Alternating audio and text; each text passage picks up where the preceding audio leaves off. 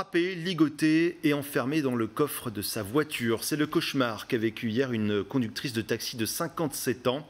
Une information révélée par nos confrères de l'ANR.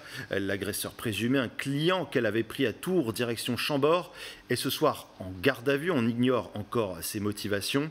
Son arrestation a été rendue possible grâce à la vigilance d'un autre conducteur de taxi. À la station essence d'un supermarché de Blois, il avait remarqué le sang sur les chaussures de l'agresseur, mais aussi entendu taper dans le coffre de la voiture. Ce soir, les confrères de la conductrice agressée sont sous le choc. Ils connaissent bien la victime. Par ailleurs, la veille, l'un d'eux avait, semble-t-il, déjà eu affaire à l'agresseur. Devant la gare de Tours, on retrouve Hélène Chaplet. Huguette est loin d'être une débutante, 25 ans qu'elle est au volant de son véhicule au sein du GIE des taxis de Tours. Ses collègues la décrivent comme une femme de caractère, franche et courageuse. Parmi les 90 taxis de Tours, elles ne sont plus que 3 femmes à exercer ce métier.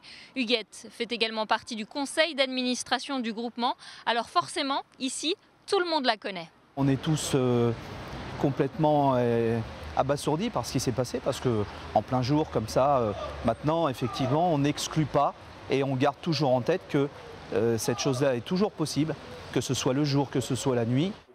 Au siège des taxis de Tours, ils sont nombreux à avoir pris des nouvelles d'Huguette. Tous sont unanimes. Face à une agression, les chauffeurs n'ont que peu de moyens de défense. Certains possèdent des bombes lacrymogènes, mais il n'existe aucun signal d'alerte dans les voitures.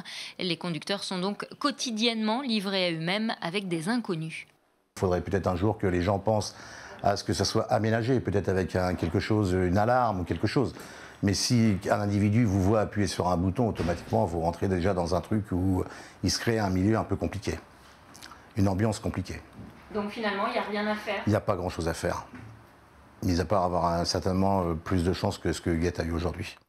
Selon plusieurs témoignages, le mis en cause aurait essayé dès le samedi de se faire déposer à Chambord. Mais le chauffeur vers lequel il se serait dirigé n'aurait pas accepté la course, trouvant l'individu louche. Alors, a-t-il volontairement choisi une femme quand il a renouvelé sa demande le dimanche matin? Certains pensent que oui. Il a peut-être préféré, entre guillemets, avoir affaire à une femme plutôt qu'à un homme. Voilà. Huguette est un petit gabarit, on va dire, mais très, très, très dynamique. Donc je pense que même avec ce qu'elle a subi, elle n'a certainement pas dû se laisser faire. Voilà. Donc, mais oui, je pense que c'était ciblé. Ce soir, l'agresseur est toujours en garde à vue.